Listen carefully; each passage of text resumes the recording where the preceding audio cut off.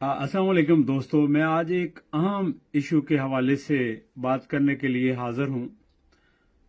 ये इशू बड़ा हसास और बहुत ही अहम नौइयत का हामिल है। कई दिनों से अखबारात में भी खबरें आ रही हैं कि गिलगित बल्तिस्तान को पाकिस्तान का 5वां सूबा बनाया जा रहा है और गिलगित बल्तिस्तान की आईनी हैसियत क्या है और क्या होनी चाहिए। दोस्तों, इस पर मैं अपना मौक़िफ़ बाद में दूंगा, लेकिन पहले मैं इसके पस मंज़र पर बात करना चाहूँगा। देखिए, जिस तरह कश्मीर के 3 फरीक हैं, हिंदुस्तान, पाकिस्तान, चाइना और फिर ख़ुद कश्मीरी, इसी तरह गिलगित बल्तिस्तान के भी 3 अहम फरीक हैं। एक पाकिस्तान है, दूसरा कश्मीर के लोग और तीसरा गिलगित के रहने वाले गिलगित के बाशिंदे। इन तीनों के मफादात को और इन तीनों की सूरत हाल को समझना पड़ेगा। वो अंग्रेज़ी में कहते हैं कि you have to walk in other person shoes to understand him. तो सिमिलरली हमें देखना पड़ेगा कि पाकिस्तान के इसके ऊपर क्या स्टेक है, पाकिस्तान के क्या मफादात हैं। पाकिस्तान के लिए गिलगित बल्तिस्तान इंतहाई अहमियत का हामिल है। पहले भी था, लेकिन अभी सी पैक की वजह से, और फिर दरिया सिंध वहाँ से आता है जिसके ऊपर तरबेला डैम बना है और पाकिस्तान की बड़ी हद तक इकानमी का दारोमदार उसके ऊपर है। तो पाकिस्तान नहीं चाहता कि गिलगित बल्तिस्तान किसी तरह भी पाकिस्तान से स्लिप हो जाए या पाकिस्तान के कंट्रोल में ना रहे। तो ये पाकिस्तान के मफादात हैं और जाहिर है कि पाकिस्तान की इस्टेब्लिशमेंट और पाकिस्तान के लोग इसी नुक्ता नज़र से अपने मफादात की ऐनक से गिलगित बल्तिस्तान की सिचुएशन को देखते होंगे। दूसरी तरफ आज़ाद कश्मीर के लोग हैं, उनका यह ख्याल है कि गिलगित बल्तिस्तान रियासत जम्मू व कश्मीर का हिस्सा था और यूनाइटेड नेशन की रेजोल्यूशन के मुताबिक ये कश्मीर का हिस्सा है और होना चाहिए जब तक प्लेबिसिट नहीं हो जाता। तो इस लिहाज से कश्मीरियों का जो मौक़िफ़ है वो भी बड़ा आम है और बहुत वैलिड है।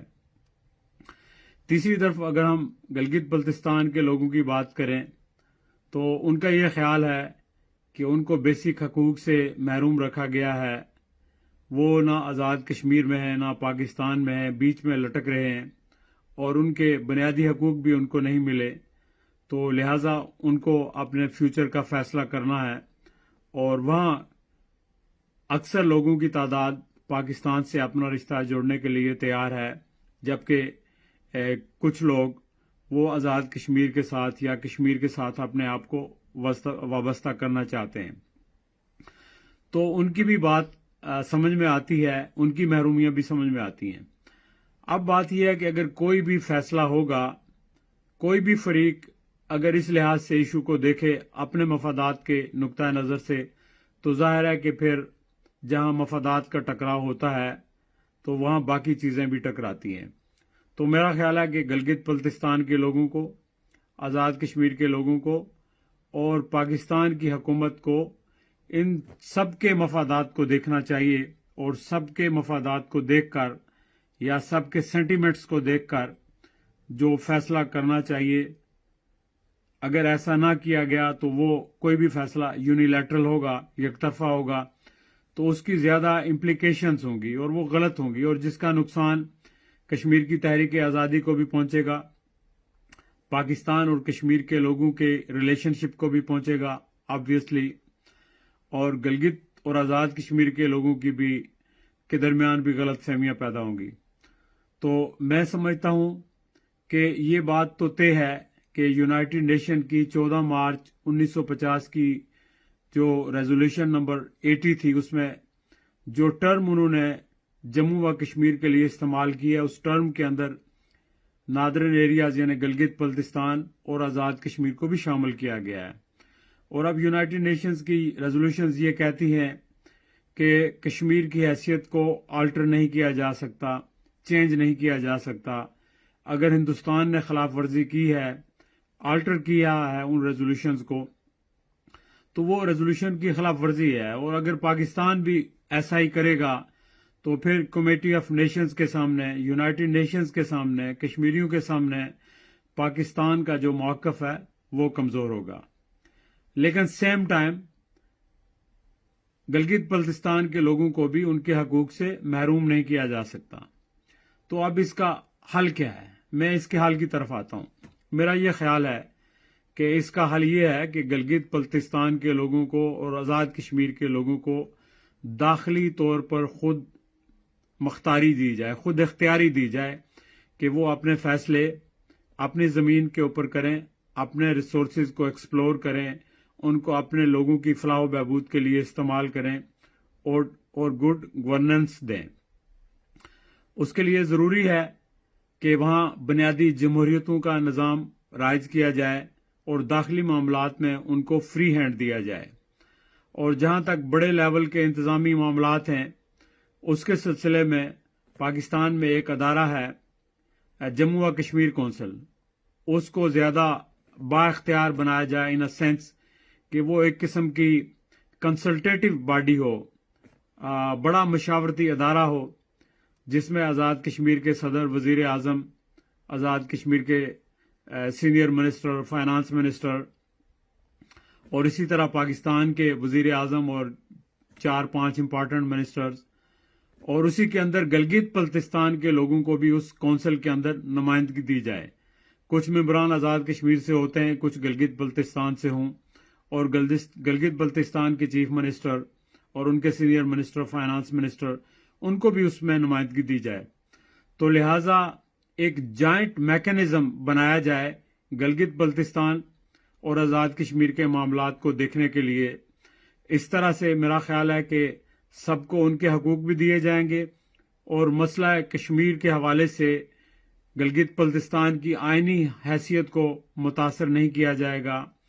آزاد کشمیر اور گلگت بلتستان کی آئینی حیثیت کو چھیڑنا اس وقت بالکل مناسب نہیں ہے، اور یہ یونائٹڈ نیشن کی ریزولوشن کے برعکس ہوگا، کشمیری عوام کی خواہشات کے برعکس ہوگا، کشمیری اور پاکستانی عوام کے درمیان غلط فہمیاں پیدا ہوں گی، بھارت ان غلط فہمیوں کو ایکسپلائٹ کرے گا، اور ہمارے اندر بھی بہت سارے ایسے لوگ ہیں جو ان چیزوں کو ایکسپلائٹ کریں گے۔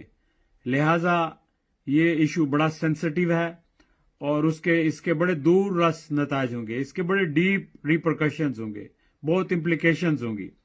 لہٰذا حکومت پاکستان اور وزیر اعظم پاکستان سے میرا یہ مطالبہ ہے کہ اس سلسلے میں کوئی جلدی نہیں کی جائے، بلکہ بڑی سوچ بچار کے بعد ایسا اقدام اٹھایا جائے کہ جس سے کشمیر کاز کو، کشمیر کی تحریک کو نقصان نہ پہنچے، لیکن گلگت بلتستان کے لوگوں کو ان کے حقوق ملیں، اور آزاد کشمیر کے لوگ بھی مطمئن ہوں، اور پاکستان کے اپنے مفادات جو ہے وہ بھی پروٹیکٹ کیے جائیں۔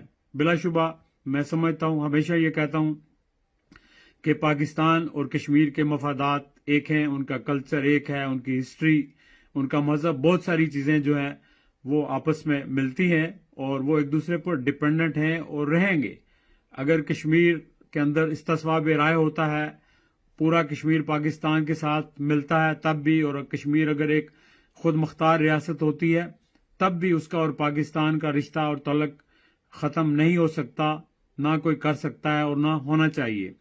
لہذا ہماری نسلوں نے وہاں رہنا ہے، اس لیے کوئی ایسا اقدام نہ کیا جائے کہ جس سے لوگوں کے درمیان بے چینی پیدا ہو، بد اعتمادی پیدا ہو۔ یہ بڑا اہم مسئلہ ہے، قومی نوعیت کا مسئلہ ہے، نوعیت کا مسئلہ ہے۔ اس مسئلے کو لائٹ نہ لیا جائے، اور اس سلسلے میں جو بھی کام کیا جائے پوری کنسلٹیشن کے ساتھ اور سارے سٹیک ہولڈرز کو اعتماد میں لینے کے بعد کوئی فیصلہ ہونا چاہیے۔ میں جو تجویز دی ہے میں یہ آپ کے سامنے رکھتا ہوں۔ ضروری نہیں کہ اس پر عمل ہو، اور میں یہ نہیں سمجھتا کہ میں عقل کل ہوں اور جو بات میں نے کہی ہے اسی پہ عمل ہونا چاہیے۔ یہ ایک میری تجویز ہے، کوئی اس سے بہتر تجویز بھی آ سکتی ہے، اور میں سمجھتا ہوں کہ ہم سب کو آؤٹ آف باکس سوچتے رہنا چاہیے، اور اگر اچھی تجاویز آتی ہیں ان پر غور کرنا چاہیے، ان کو ایکسیپٹ کرنا چاہیے، ان کے اوپر ڈیلیبریشنز ہونی چاہیے، ڈسکشنز ہونی چاہیے۔ جب آپ کے دماغوں کے اندر، آپ کے ذہنوں کے اندر یا قوموں کے اندر جمود آ جائے تو آپ آگے نہیں بڑھ سکتے۔ جمود زندگی کے کسی بھی شعبے میں وہ مناسب نہیں ہوتا اور وہ آپ کو ترقی کے راستے پر نہیں لے جاتا۔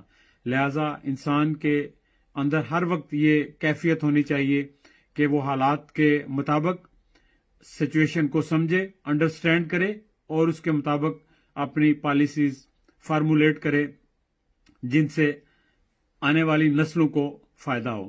میں اسی کے ساتھ اجازت چاہوں گا۔ بہت شکریہ، آپ سب اپنا خیال رکھیے گا۔